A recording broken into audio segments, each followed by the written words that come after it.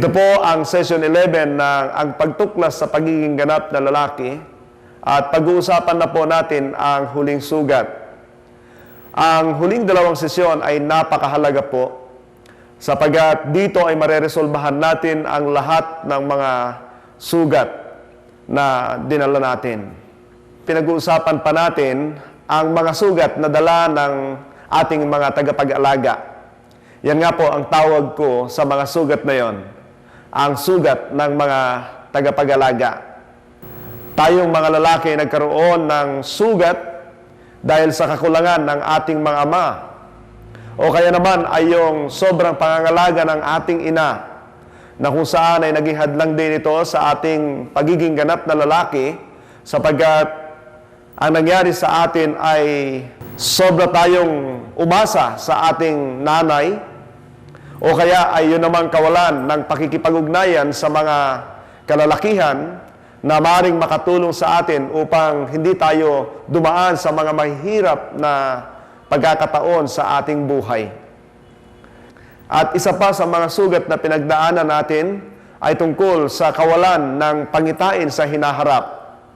At dito ay tunay na tila nalumpo ang isang lalaki upang ganap na mapaayos ang kanyang buhay. Ang mga sugat na ito ay nagresulta sa pawang mga pasakit sa ating mga sarili, nagresulta sa kawalan ng direksyon, at tuloy-tuloy na po sa hindi tamang pag-uugali at hindi maayos na pamumuhay. Ang huling sugat na ating pag-uusapan ay tinatawag kong sugat ng ating sariling kalikasan, na marahil ay ngayon lamang po napapakinggan ng mga ilan sa atin. Marami sa atin ay akala natin ang sugat ay galing lang ito lagi sa ating labas. Subalit, ang sugat na ito ay sugat na galing sa ating loob. Wala pong kinalaman ang ating kapaligiran. Sapagkat katulad din ng ating mga nasabi nung nakaraan, marahil tayo po ay merong magandang pagtuturo ng ating ama, nandoon siya, maayos na pagpapalaki, kasama na rin po ang ating ina. Ganyan po ang mga ilan po sa atin. O kaya ay nagkaroon din tayo na maayos na tagapagturo, yung tinatawag na mentor, tagapayo. At lahat ng yon ay tumulong sa atin upang magkaroon tayo ng magandang ugali ng kaunti at naging maganda ang ating kabuhayan. Subalit sa kabila nito ay meron pa rin tayong problema na kalimitan ay hindi natutuklasan ng marami sa atin. So ano po ang bagay na ito? Malala po ninyo, ang mga sugat na yon ay inilarawan ko sa inyo sa pamamagitan ng isang medyo malaki-laking lalagyan. At nang binuksan natin ito, ay unti-unti inilabas natin yung mga bagay na yon. Isa-isa, tinignan natin. At ito yung mga pinagmulan ng mga sugat na yon. Ang sugat ng kawalan ng ama, ang sugat ng sobrang pagkatali sa kanyang ina, o sobrang pagkikipag-ugnay sa kanyang ina na sa kalaunan ay nahihirapan siyang makipaghiwalay sa kanya. Sugat ng kawalan ng pangitain sa hinaharap. At ang sugat ng kawalan ng tagapayo o koneksyon sa mga ibang kalalakihan. Kung tayo po ay nagkaroon ng malaking sisidlan nung una, ito po namang sisidlang ito ay maliit lamang po. Subalit masasabi ko na ito po ang pinaka-importante na kailangan nating matuklasan kung ano ang laman nito, na siya nagdudulot ng pinakamatinding sugat sa atin. At ito po ang kanyang laman, ang itim na puso. Nais kong malaman ninyo na lahat tayo ay may ganitong uri ng sugat. Ang sugat na hindi dala ng ating mga kapaligiran, kundi ito ay nagmumula sa ating loob. Ito po ay napakaselan, subalit kalimitan ay hindi natin matanggap na tayo po ay may ganitong uri ng sugat. Ito po ang pag-uusapan natin sa huling 3 session. At tinitiyak ko po sa inyo na kailangang mabigyan natin ng solusyon ang sugat na ito na siyang pinakamatinding humahadlang sa ating landas tungo sa pagiging ganap na lalaki. Ang itim na puso ay taglay ng sino man sa atin. Ito ay daladala natin. At ito ang tumutukoy tungkol sa ating depektibong kalikasan. Sa pagkakataong ito, ay nais ko pong buksan natin saglit ang ating mga Biblia at tingnan natin ang sinasabi ng isang hinahangaan nating lalaki sa aklat ng banal na kasulatan na walang iba kundi si Apostol Pablo. At ito ang kanyang sinasabi sa aklat ng Roma, Kabanata 7, 19. Sapagkat hindi ko ginagawa ang mabuting ibig ko, kundi ang masamang hindi ko ibig ang siya kong ginagawa. Kung ginagawa ko ito ay hindi ko ibig, hindi na ako ang may kagagawan nito, kundi ang kasalanang nananahan sa akin. Ito ang natuklasan ko, kapag kaibig kong gumawa ng mabuti, ang masama ay malapit sa akin. Sa kaibuturan ng aking puso, ako'y nalulugod sa kautusan ng Diyos. Subalit nararamdaman kong may ibang tuntunin sa mga bahagi ng aking katawan. At ito'y salungat sa tuntunin ng isip ko. Dahil dito, ako'y naalipin ng kasalanang nananahan sa mga bahagi ng aking katawan. Si Apostol Pablo po ang nagsasalita. At inaamin niya yung katotohanan. Kung titignan po natin, sinasabi ni Apostol Pablo, meron siyang mga gustong gawin.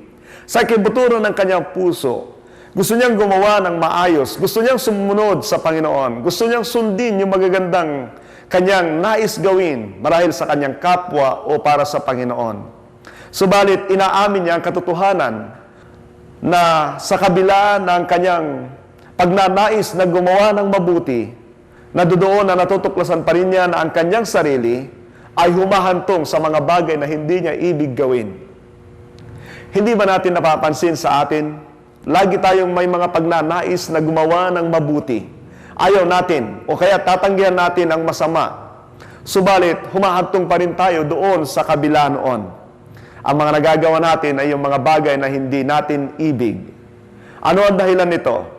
Sapagkat katulad din ang sabi ni Apostol Pablo sa kanyang loob, sa kanyang kalikasan, nadudoon na nakatatak ang bagay na ito.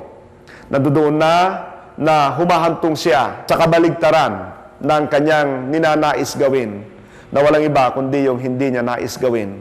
Ang ibig pong sabihin nito ay yung mga bagay na hindi kaaya-aya. Sa kabila ng katotohanan ito, tayo ay patuloy pa rin naghahanap ng rason, ibang rason, kung bakit tayo nagkaganon. Nais nating takasan ang bagay na ito at tayo nag-iisip ng mga ibang dahilan na maaari nating sisihin kung bakit tayo nagkaganon. At ito po ang mga ilang katotohanan na pumapasok sa ating puso at isipan na dahilan kung bakit tayo nagkakaganon. Nais ko pong ibagay sa inyo ang mga ilang iniisip natin na dahilan kung bakit tayo nagkaganon, subalit hindi po ito ang kabuuan ng katotohanan. Una, natatalo tayo dahil sa mababang pagtingin o pagpapahalaga sa ating mga sarili. Iniisip ng tao na kapag pinahalagahan niya o tinignan niya ang kanyang sarili na mataas, kumbinsin niya ang kanyang sarili na siya ay hindi mababa, maayos siya. Ang inaakala ng tao ay mapabuti na ang kanyang buhay, mapapaganda na siya. Subalit, alam ba ninyo, meron pong nangyaring isang kompetisyon na dinaluhan po ng mga iba't ibang bansa. Isa po dyan ang mga Amerikano, isa rin po dyan ang mga Koreano, ang mga Inchik, hindi ko alam kung kasama dyan ang mga Pilipino. Nang tanungin sila kung sino ang pinakamagaling sa larangan ng matematika, ang mga Amerikano ay nandoon ang kanilang sigasig na nagtaas ng kanilang mga kamay at ang sabi nila sa kanyang wikang banyaga, kami ang the best sa matematika. Ang mga taong ito ay binigyan ng pagsusulit tungkol sa matematika. At alam ba ninyo kung sino ang pinakamataas? Ang pinakamataas na marka na nakuha sa larangan ng matematika ay ang mga Koreano. Sila po yung mga tahimik. At hindi nila sinasabing magagaling sila sa larangan ng matematika. Pero ang nais kong makita natin dito ay ang mga Amerikano na dinideklara at kinikilala at inaangkin nila na sila yung pinakamagaling sa larangan ng matematika. Yun din ang talagang akala nila. Sila po ay pumangatlo lamang sa pagsusulit na ito. Makikita natin na hindi dahil kinukumbinsi natin ang ating mga sarili na tayo ay magaling sa isang bagay, ay ganun na nga tayo. Lumalabas ito na ang katotohanan ay dinadaya lamang po natin ang ating mga sarili. Ang pakiramdam na tayo ay okay, ay hindi nangangahulugan na tayo nga ay maayos na. Pangalawa, ay natatalo tayo dahil sa kasalanan ng iba. Ang susunod na ginagawa ng tao dahil hindi niya matanggap na siya nga ay ganon, ay ang tingnan ng kanyang kapaligiran at pasimulang sisihin ang iba. Ito po hindi bago sa atin. Yan po ang nangyari doon sa ating mga magulang na si Adan at si Eva, na makita natin na sila'y nagsisihan at hindi tinanggap yung kanilang mga ginawang mali. Sa isang kwento, yung lalaki na modelo po ng Marlboro ay namatay po siya sa sakit na kanser. Alam po ninyo, ang lalaking ito ay idinimanda ang kumpanya, faktorya ng sigarilyo. At siya po ay nanalo. Ano po ang kanyang dahilan? Sapagat sinisisi po niya ang kumpanya na siyang dahilan ng kanyang pagkakasakit sa kanser. Subalit, kailan pinilit ng kumpanya ang lalaking ito para manigarilyo? Kailan nagsindi at kailan inilagay ito sa kanyang bibig? Marami ring kalalakihan ay namamatay dahil sa iba't ibang sakit na galing sa sobrang pag-iinom ng alak. Subalit, kailan pumunta sa atin ang may-ari ng kumpanya ng mga alak upang tayo alukin o painumin sa kanilang mga ginagawang alak? Kailan pumunta sa atin yung mga gumagawa sa mga kumpanyang ito upang tayo ay piliting uminom? Hindi ba't pasya ng isang lalaki sa kanyang sarili na siya ay uminom, manigarilyo, at gumawa ng iba't ibang sanhi ng kanyang problema sa kalaunan? Pero nakikita ba ninyo na ang tao ay umaamin? Kamakailan lamang po ay lumabas yung conviction sa ating dating presidente na si Erap Estrada. At alam po ninyo, nakita ko sa maraming dyaryo, una ang sinisisi ay walang iba kundi ang administrasyon na sa kasalukuyan. Sinisisi yung sistema. Kung ano-ano ang sinisisi. Ano ang dahilan nito? Isa lang ay pinapakita nito sa atin. Tayo ay hindi umaaming meron tayong sugat sa ating loob na dahilan ng lahat ng mga ito. Ang pangatlo ay natatalo tayo dahil sa kakulangan ng edukasyon.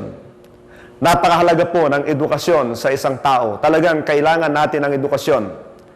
Subalit, alam ba ninyo, sa isang aspeto, ay marami sa atin ang edukado na sa mga iba't ibang bagay. Subalit, ang tanong, ito ba ay ginagawa natin? Halimbawa, ay ang tungkol sa kahalagahan ng pag-eehersisyo. Marami sa atin ay talagang edukado sa bagay na ito. Marami tayong mga pinagdadaanan, subalit kalaunan ay hindi na natin ginagawa ito, kaya't ang ating kalusugan ay hindi na napapangalagaan. Ilan sa atin ang nakakalam na talagang mahalaga ang pagkain ng tama. Subalit, karamihan sa atin ay patuloy pa rin ang pagbili sa mga pagkain na alam nating hindi ito maganda sa ating kalusugan. O kaya kapag minsan ay pupunta tayo sa mga handaan, na doon na nakalatag sa ating harapan ang mga iba't ibang uri ng pagkain. At ilan sa atin ang marunong dumampot ng mga pagkain para sa ating kalusugan? Hindi ba kapag nandoon na tayo ay kung ano-ano na lang yung ating mga kinakain, hindi na natin ito pinipili? At ang tanong, talaga bang hindi natin alam na yung mga bagay na yon ay makasama sa ating sarili? Ang problema ba doon ay yung edukasyon? O ang problema doon ay yung ating mga nais na hindi gawin, subalit siyang nagagawa natin. At ang pang-apat ay ang natatalo tayo dahil sa depektibong kasarian. Yung tinatawag sa wikang Ingles na genes. Ang tawag dito sa banyaga na pinag-aaralan ng mga Amerikano ay tinatawag na genes. Ito daw yung dahil sa ating mga minana. At, well, meron bang isang bata na paglabas niya ay adik? Meron bang isang bata na nang lumabas siya ay naninigarilyo na? Nagnaasam na ng sigarilyo? Meron bang isang bata na nung lumabas ay gusto na niyang uminom ng alak? Kailan siya nagkakaroon ng pagnanasa sa mga bagay na ito? Well, ito ay dumarating kapag ka nagpapasin na siyang gustong gawin yung mga bagay na ito para sa kanyang sarili. At ang tanong pa, pagkatapos na gawin niya ang mga bagay na ito at nalulung sa mga hindi magandang bisyo, ay ano ang kalimitang sinasabi niya? Kasi ang aking tatay, kasi ang aking nanay, kasi yung aking mga kaibigan. Pero, isa pang minsan sinasabi niya, ipinanganak na akong ganito eh. Yan ang ating mga rason. Pero sa kabila ng lahat ng mga ito, ang katotohanan ay meron talaga tayong problema. Problema na hindi natututunang tignan ng marami sa atin. At ito ang problema tungkol sa spiritual na aspeto ng ating buhay. Tumatakas tayong pag-usapan ng bagay na ito. Tinatanggihan natin. At marami sa atin kapag pinag-uusapan ang tungkol sa ugat ng lahat ng bagay na ito, ay kalimitang tumatakbo tayo. Ayaw pag-usapan ng maraming tao ang tungkol sa spiritual na aspeto ng kanilang mga buhay. Nang ako po ay magkaedad ng 22, nagkaroon po ako ng problema sa paglalaro sa basketball dahil sa aking tuhod. Nagkaroon po ako ng tinatawag na knee injury. At ito po ay lagi kong tinatalian sapagkat gustong-gusto ko pong maglaro. Talagang pinipilit kong maglaro at ang ginagawa ko ay lagi kong binebendahan yung aking tuhod. Alam po ninyo, sa tuwing na ako'y babagsak o kaya ay tatalon, ay talagang nararamdaman ko yung sobrang sakit doon sa loob ng aking tuhod. Nakikita po natin na minsan ang sugat ay hindi nadadala ito sa tinatawag na paglalagay ng mga benda sa labas, sapagkat ang tunay na problema ay nandoon sa loob. Katulad din ng problema ng bawat isa sa atin tungkol sa kanyang puso ay nandoon sa loob. At ito ay nag-ugat sa spiritual na aspeto ng ating buhay na kailangan nating matutunan. Kailangan nating malaman ang mga katotohanan ito. Una, lahat tayo ay sinumpa dahil sa tinawag na sugat na dala ng kawalang laban sa kasalanan. Katulad po ng sinabi ni Apostol Pablo, tila siya ay nakikipagpambuno sa kanyang sarili. Hirap na hirap siya. Subalit, lagi niya sinasabi na natutuklasan niya ang kanyang sarili, nabagsak doon sa kanyang nais gawin. Hindi niya kayang gawin. Bagamat nandoon, alam naman natin si Apostol Pablo ay marami ring nagawang mabuti. Pero sa kalaunan noon ay bumabagsak pa din siya doon sa hindi niya nais gawin. Well, ang dahilan po nito ay ang sinasabi ng Jeremias 17:9. Sino ang makakaunawa sa puso ng tao? Ito'y magdaraya at walang katulad, wala ng lunas ang kanyang kabulukan. Sabi po niya rito, sino makakaunawa sa puso ng tao? Tila kahit tayo ay hindi natin maunawaan yung ating mga tinatawag na inklinasyon. Sinasabi niya rito na tila malalim na palaisipan para sa atin ang ating mga puso. At ang sabi pa niya, ito ay magdaraya at walang katulad. Ang katanungan, sino ang dinadaya ng ating mga puso? Pwede ba nitong dayain ng iba? Hindi kaya tayo rin ang dinadaya ng ating puso? Pansinin natin ang katotohanan ito. Ito ay marahil medyo may kahalong biro, pero ito po ay katotohanan. Sino sa atin ang nagsasabi sa ating mga sarili na tayo ay pangit? Meron bang umaangkin na siya ay pangit sa kanyang sarili? Sino ang dumidikta sa atin na tayo ay gwapo, tayo ay walang problema, tayo ay okay, tayo ay maayos? Sa pag-aaral po ay walang ibang nagbibigay sa atin ng ganitong pakiramdam kundi ang ating puso. At ngayon ay natutuklasan natin na sa banal na kasulatan pala ang puso ay mandaraya. Hindi ko naman po sinasabing lahat tayo rito ay walang itsura na maganda, subalit kalimitan sa atin, para sa atin, ay higit tayo kaysa doon sa mga iba. Yun po ang ibig sabihin nun. At ang isa pang problema na sinasabi rito ay wala nang lunas ang kanyang kabulukan. Tila nakakatakot ang suliraning ito sapagkat ang sabi niya, wala nang lunas. Pansinin natin ito. Kapag ito ay sinabi ng isang doktor sa atin na wala nang lunas ang ating karamdaman, well, talagang pagdating sa tao ay tila give up na. Wala nang magagawa ang isang tao tungkol sa bagay na ito. Meron tayong isang solusyon at kalimitan ito yung tinatakbuhan natin bandang huli. Wala yung iba kundi ang Diyos. Doon tayo humahantong. Nakikita natin at naririnig natin ang mga ilang katotohanan na nagkakaroon ng mga kagalingan, yung mga bagay na wala ng kagalingan. At ito po ang ibig sabihin sa bagay na ito, na ang puso na wala ng lunas ay walang lunas na maaring mailapat pa ang tao. Subalit, isa lang po ang nais kong maunawaan natin na para sa Diyos ay wala pong imposible. So makikita po natin na ibinabalik tayo doon sa spiritual na aspeto ng bagay na ito. Nais ko pong basahin pa natin ang sinasabi ng aklat ng mga ngaral 9:3. Ito nga ang isang di magandang nangyayari sa ibabaw ng lupa. Iisa ang kinasasapitan ng lahat. Habang ang tao'y nabubuhay, panay na kasamaan ang kanyang iniisip at ang hantungan ay kamatayan. Pansinin po natin ang sinasabi ng isang pinakamatalinong nabuhay sa ibabaw ng lupa, walang iba kundi si Solomon. Siya man ay umaamin din na ang inklinasyon o ang tungo ng kaisipan ng tao ay pawang kasamaan na humahantong sa kanyang pagkasira.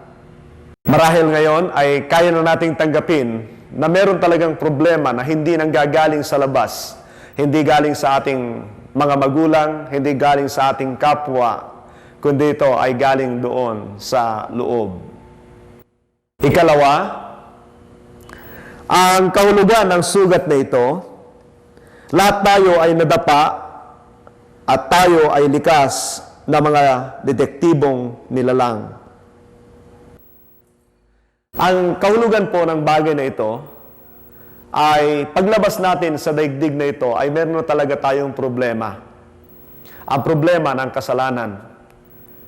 Kung papansinin pa nga natin ang sinasabi ng aklat ng awit na sinasabi ni Haring David, mula sa sinapupunan ng aking ina, ako ay isang makasalanan. Ito po ay nangangahulugan na meron pong pinag-ugatan na hindi yung ating mga gawa, hindi yung ating kapaligiran, kundi mula doon sa ating kaibuturan pa o sa labas pa nito, ay meron talagang pinag-ugatan ang problemang ito. At alam natin ang sinasabi ng Biblia, na mula sa ating mga ninunong si Adan at si Eva, ay pumasok ang kasalanan. At ang kasalanan ito ay minana natin.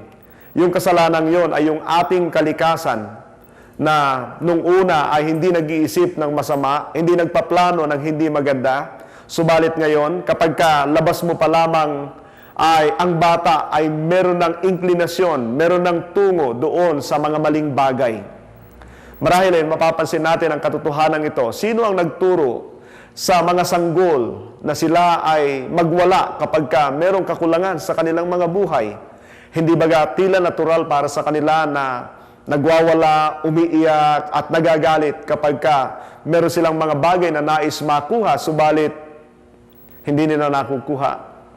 Meron bang magulang na nagturo sa kanilang mga anak na magmura? Meron bang mga magulang na nagturo sa kanilang mga anak na magnakaw?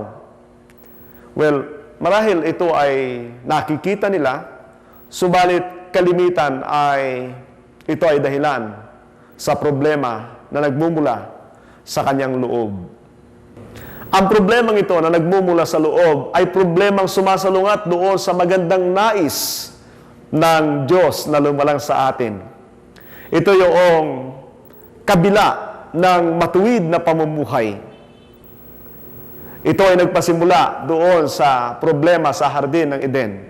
So makikita na natin sa mga panahong ito, kapag ang tao ay napabayaan sa kanyang kalalagayan, hanggat hindi siya nagkakaroon ng pagkakilala sa Diyos o hanggat hindi siya tinatawag ng Diyos para sa kanyang kaharian, ang taong ito ay patuloy na ginagawa ang kanyang sarili bilang kanyang Diyos.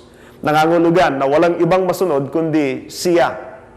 Ang taong ito ay walang hinangad kundi ang kanyang magiging kasiyahan o kaya ay ang hangarin na mabigyan ng kaluguran ang kanyang sarili o kaya ay tanggap ng kapwa niya ang kanyang mga ginagawa. Ang hinahanap natin ay ang kaluguran ng tao, kasiyahan ng tao, at higit sa lahat, kalimitan ay ang pawang personal na kaligayahan natin. Dahil sa kaignorantehan sa mga bagay ukol sa Diyos, ay wala tayong hinangad, kundi yung mga temporaryong bagay, mga pansamantala. Itinuon natin ang ating kaisipan sa mga bagay na nandirito sa ating mga nakikita. Alam natin na kapag ganito ang kaisipan ng isang tao, wala siya doon sa mga bagay na pangwalang hanggan. Yung mga spiritual na bagay ay wala sa kanya. So ano ang gusto niyang gawin para sa kanyang sarili? Ang bigyang kasiyahan sa ngayon habang siya nabubuhay, ang kanyang personal na buhay. Ang pangatlo ay nalalaman ko na ang kahulugan ng kasamaan ay hiwalay ako sa Diyos at nasa ilalim ng kanyang paghuhukom. Nawa po ay kumbinsido na tayo sa katotohanan ito, na tayo ay may problema sa loob.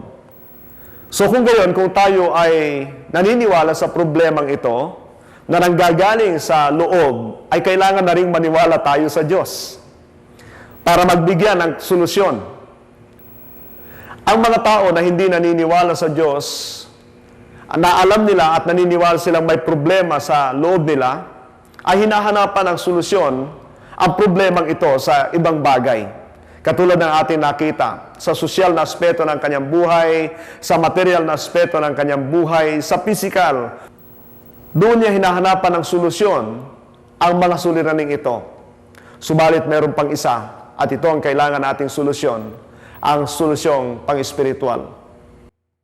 Kapag ang tao ay naniwala na sa solusyong ito, at naniwala na sa Diyos, ay kailangan pasimulan niyang isipin ang katotohanan na siya ay isang makasalanan, ang Diyos ay isang banal, na galit sa kasalanan, at dahil dito, lahat ng mga maling gawa ay nabibigyan ng kaukulang parusa. Kung ating pagtutuunan ng pansin ang sinasabi ng Biblia tungkol sa mga kasalanan ito, ang kasalanan ay may nakatakdang araw ng paghuhukom para dito. At dahil ang Diyos ay hindi niya nais ang mga bagay na ito, ay binibigyan niya ng kaukulang parusa ang mga bagay na nagagawa nating mali, upang sa gayon ay matuto tayong maghanap sa Kanya. Isa pa, naman ako ang likas na kasamaan na walang sinumang taong makakagamot. Ang kasamaang ito ay walang lunas mula sa ating mga magulang. Walang lunas mula sa ating mabuting ama, walang lunas mula sa ating mabuting ina, walang lunas mula sa ating mabuting tagapayo. Wala ring lunas mula sa pera o kaya sa edukasyon. Walang lunas sa kapangyarihan ng kaisipan. Walang lunas mula sa ating kapaligiran. Katulad nga po ng sabi ni Apostol Pablo, ang mga bagay na gusto kong gawin ay hindi ko magawa. Yan po ang talagang kahantungan ng tao. At ano ang sinasabi ng Biblia tungkol sa bagay na ito? Ng tao na ang kanyang puso ay masama, ang kanyang mga gawa ay hindi tama, ang kahantungan nito ay ang kahatulan ng Diyos. At walang iba kundi ang mga kahirapan sa buhay na ito, hindi maayos na pakikitungo sa kanyang kapwa at labis na pahirap para sa kanyang sarili. At ito rin ang dahilan kung bakit sinabi ng Panginoong Kristo sa banal na kasulatan, ang tao ay kailangan ipanganak na muli. Ang sumunod, ang masama kong kalikasan, kapag di ko pinansin, ay di maiwasang sirain nito ang aking buhay. Narinig na natin ang tungkol sa kasalanan. Ano ang mga ito? Ang pagnanasa, ang kasakiman, paglalasing, panlalait, pag-ibig sa salapi, at marami pang mga katulad nito.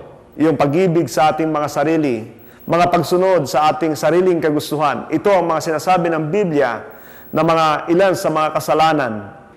At ang mga bagay na ito ang sumisira sa ating buhay, ang humahadlang sa ating magandang patunguhan, sa maayos na direksyon, magandang pakikitungo sa ating kapwa. Ang lahat ng ito, ang tunay na siyang sumisira sa atin. Ang resulta nito ay ang hungkag na buhay, pero higit pa sa lahat ay ang putol na kaugnayan ng isang tao sa Diyos. Narito po ang dalawang maaaring gawin para sa kapansanan ng tao. Una,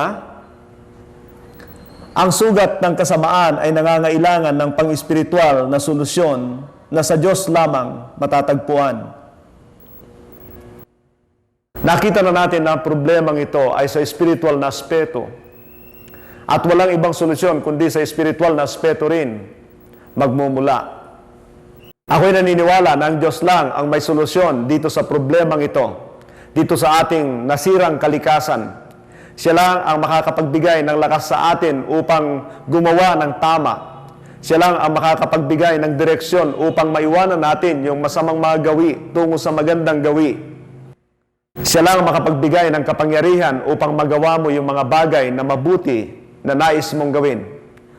At ang aking buhay ay isang patutuo tungkol sa bagay na yan. Pangalawa at panghuli, ang pag-amin ng aking kasamaan ay mahalagang unang hakbang sa pagtuklas ng tunay o ganap na relasyon sa Diyos. Hindi lamang po ito sa relihiyon. Alam niyo po, gusto ko pong sabihin ang bagay na ito. Halos kapag kapanganak sa atin ay meron na tayong relihiyon, meron na tayong paniniwala, meron tayong simbahan. Subalit isa po ang aking napapatunayan. Kalimitan ang pagiging relihiyoso ng tao ang isang malaking dahilan kung bakit hindi siya lumalapit sa Diyos. Sa pag-aakalang meron na siyang Diyos nung siya ay naniniwala nito at meron siyang relihiyon at meron siyang pinapasukang simbahan, ay naging malaking balakid ito o hadlang ito para siya ay totoong maghanap sa Diyos. Nakikita natin na sa kabila ng pagkakaroon ng relihiyon ay hindi pa rin nababago ang landas ng tao.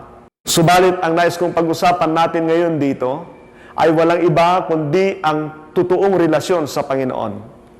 At yan ay nagpapasimula kapag ito'y nakita mo, yung problemang yon, at pasimula mong isuko ito sa Kanya, tumawag ka sa Kanya, at tunay na asahan mo siya sa iyong buhay. Gusto kong bigyan natin ng pansin ang mga unang salita na namutawi sa bibig ng Panginoon. Ang unang ipinangaral ng Panginoon ay ang sabi niya, "Mangagsisi kayo, sapagat malapit na ang paghahari ng Diyos." Unang-una, narito ang pag-asa ay dumating na sa sangkatauhan. At ang pangangaral ng Panginoon ay nandoon ang buod ng mensahe upang maibalik at upang magkaroon ng solusyon ang kanyang problema. Ano ang kanyang unang hakbang? Ang unang hakbang ay walang iba kundi ang salitang pagsisisi. Ang pagsisising ito ay pag-amin na ikaw sa iyong sarili ay walang nagawang maganda sa harapan ng Diyos. Ikaw sa iyong sarili ay alam mong hindi mo kayang ayusin ang iyong buhay at ikaw ay lalapit sa Diyos. Ito ang tunay na pagsisisi. At nangangahulugan ito ng pagpasok sa kaharian ng Diyos. Hindi ng relihiyon, kundi ikaw ay mapabilang sa mga pinaghaharian ng Diyos. Ang Diyos ang magbibigay sa iyo ng lakas para gawin ang kanyang kalooban. Sa nagpapasimula ito, malala ko rin ang sinabi ng Panginoon, yung kanyang unang pangangaral para sa kanyang mga alagad.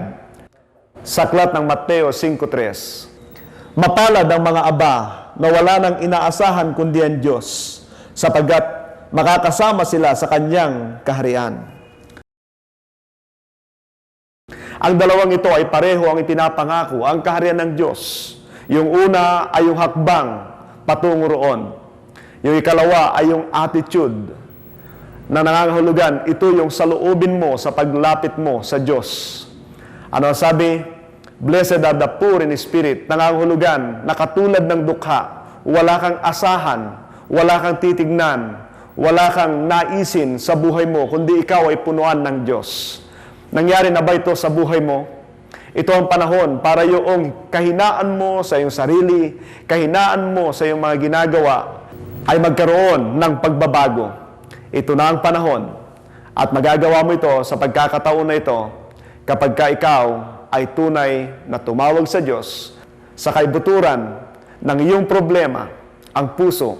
Kailangan magmula roon ay ang pasimulang pagtawag sa Kanya na may solusyon sa problemang yan.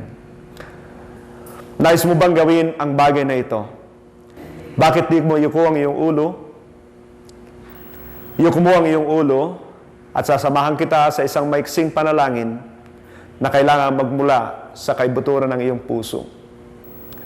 Dakilang Diyos, ang dahilan ng aking mga kamalian sa buhay ay naunawaan ko na. Subalit para sa iyo, Panginoon, ang mahalaga ay tanggapin ko ang mga kahinaan kong ito na nagmumula sa akin. Panginoon, wala akong solusyon para sa aking sarili. Tumatawag ako sa iyo ngayon at binubuksan ko ang aking puso para pagarian mo. Tinatanggap ko ang solusyon ng aking suliranin. Walang iba kundi ang Panginoong Jesucristo. Panginoon, pagharian mo ko. Manguna ka sa aking buhay. Sa pangalan ng Panginoong Jesus. Amen.